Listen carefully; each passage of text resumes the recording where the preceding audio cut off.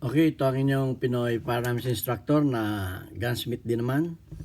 At ang bibigyan natin kasagutan ngayon ay mula kay Jake Kaliwan.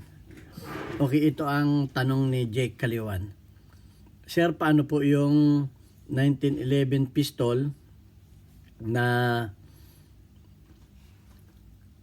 pagka pumutok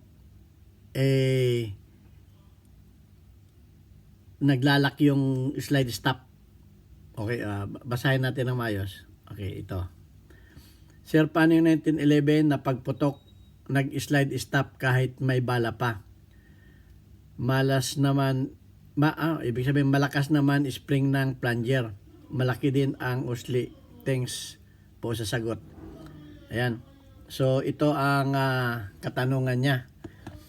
At bago natin yung sagutin, bumabati muna ako sa inyo ng isang mapagpalang araw sa lahat, lalo tigit sa ating mga OFW.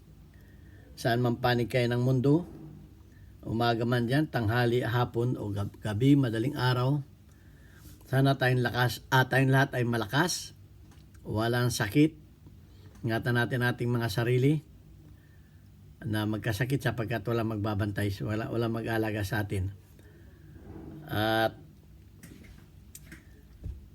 sana tayo ay lagi nakakapagpadala sa ating mga pamilya. Okay, yun ang importante.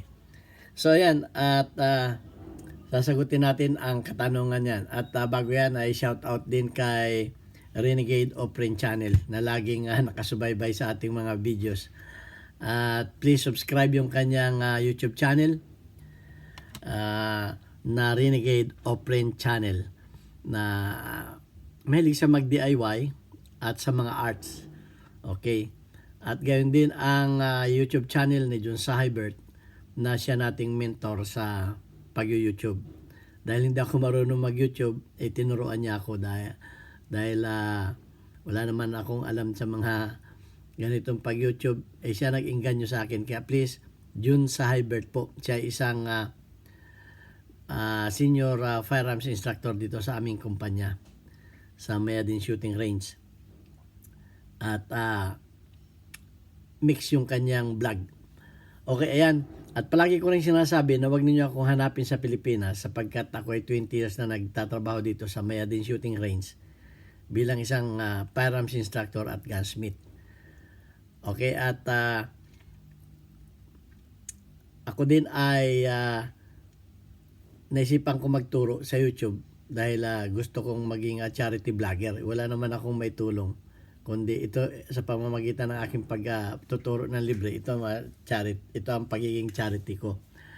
At pakiusap ko lang, huwag ninyong skip yung mga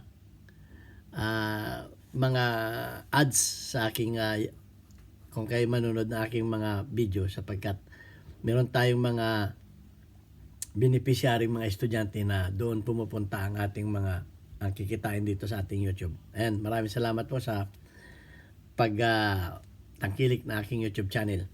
Okay, ito na yung sagot sa katanungan ni sino nga yun? Sorry, nakalimutan ko.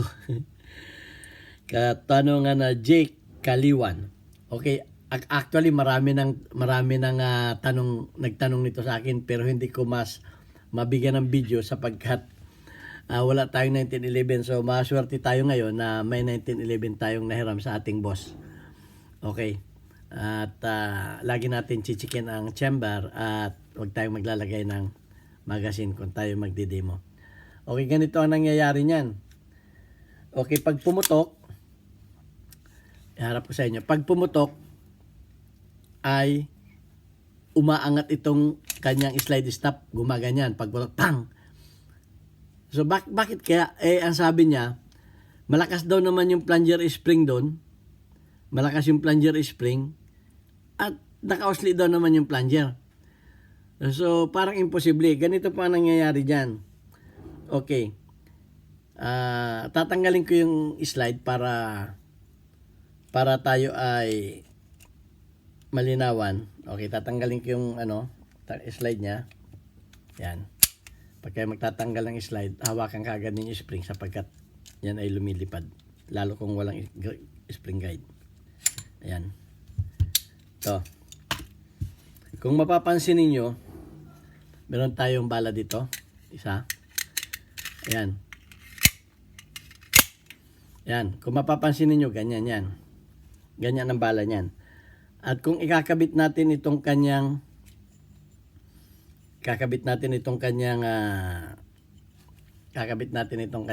release muna natin ha. Kakabit natin itong kanyang yan. So nakakabit itong kanyang itong kanyang slide stop. Ang nangyayari niyan, sumasabit, mahaba ito. Mahaba yung dito. Sumasabit sa bala ito, oh. Susundutin ko ah. Sumasabit sa bala ito. Itong parte na to. Ilawan natin.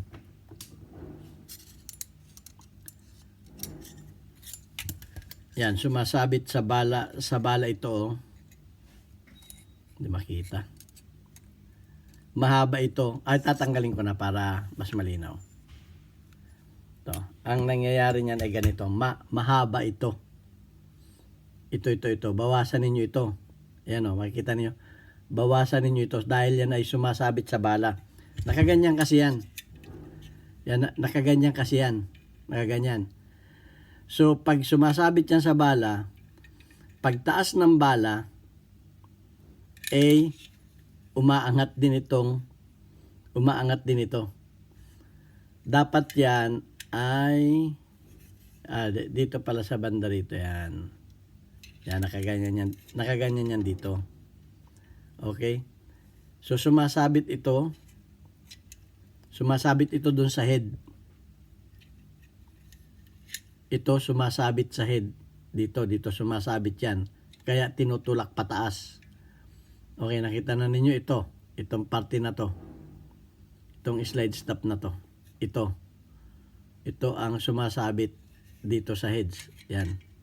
Medyo napahaba. Okay? Kaya natutulak ng bala.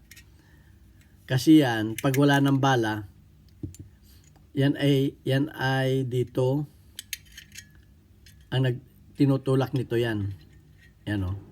Tinutulak nitong itong follower ang nagtutulak yan pataas. Itong follower na ganyan. Yan ang nagtutulak dyan. Itutulak pag wala ng bala, itutulak ng follower yan. Ngayon, mahaba siya. Mahaba ito. Sumasabit dito sa head. Ito, sumasabit kaya tumataas siya. Pagputok, pag-eject, tataas yung balang kasunod, babangkain siya ng head, tataas siya. So, magsisave. Ayan. Yan ang niya. Yun ay kung maganda naman ang plunger nyo. Ito yung plunger niya. Pakita ko sa inyo yung plunger niya. Ito kasi yung plunger niya, oh. Tingnan rin din ninyo itong plunger na to kung lumalaban. Ito. Itong plunger na to. Kasi pag itong plunger na ito ay mahina, hindi lumalaban, sundutin ninyong ganyan kung yan. Ninyo, sundutin ninyong plunger na yon kung lumalaban. Baka may spring at hindi naman siya lumalaban, wala rin. Kahit pamahaba yan, kung hindi naman siya lumalaban na ganun, okay? Wala rin. Kunting masagoy lang yan ng bala, tataas ka kagad. Okay? Yan, titingnan ninyo yan. Ganyan, yan ang titingnan ninyo. Okay? Para hindi umangat yan. Yan, ito yung plunger tube, ito yung plunger niya, yung nakausli na yun. So, pero ang sabi naman niya ay malakas daw naman yung spring. Malakas daw naman yung spring at saka nakausli daw naman yun. So, ang nakikita ko na lang problema nga dyan, kakabit ko muna to ipapaliwanag ko rin ng ano.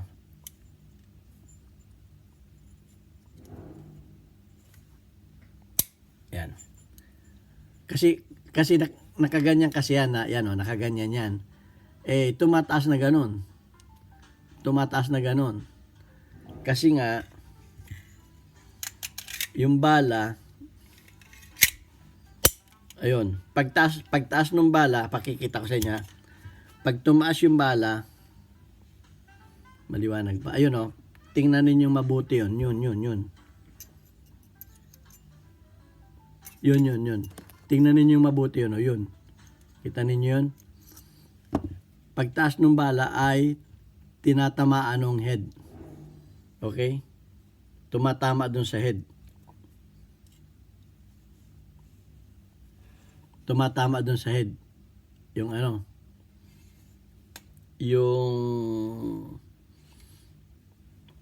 yung parte na yon. Okay, ang isa pa, tingnan din niyo yung magazine. Tingnan niyo yung magazine. Baka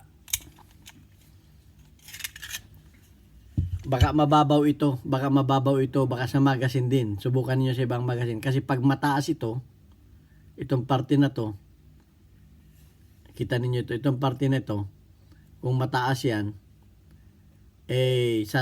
sasayad rin yan dun. Okay? Sasayad rin siya doon. So, dapat hindi ito hindi tatamaan ng bala itong parte na to. So, yun ang nakikita ko lang na ang last, kung itong pinato ay maluwag na. Tingnan din niyo baka ito'y may kanal na. Nagkakami rin ito ng kanal. Kung maluwag na itong pinato, dapat palitan na ninyo ito. Kung ito ay may kanal na ito, nagkamiro na ng kanal ito, at maliit na ito, sa sobrang luwag na, nangyayari din yun sa impact naman. Sa impact naman ng sa lakas ng recoil impact, nagkakamiron din ng problema ito. So yun lang ang nakikita kong problema dyan. Checkin ninyo yung inyong mga firearms kung nagkakaroon kayo ng same na problema. Okay? At sana may natutunan kayo sa maiksing video na ito. At kung kayo may mga katanungan pa, huwag kayong magatubiling magtanong sapagkat sasagutin natin yan sa abot ng ating maliit na kaalaman. Maraming salamat sa inyo. Hanggang sa sunod na videos, ako ang inyong Pinoy Firearms Instructor na nag-iwan ng katagang. God bless us all.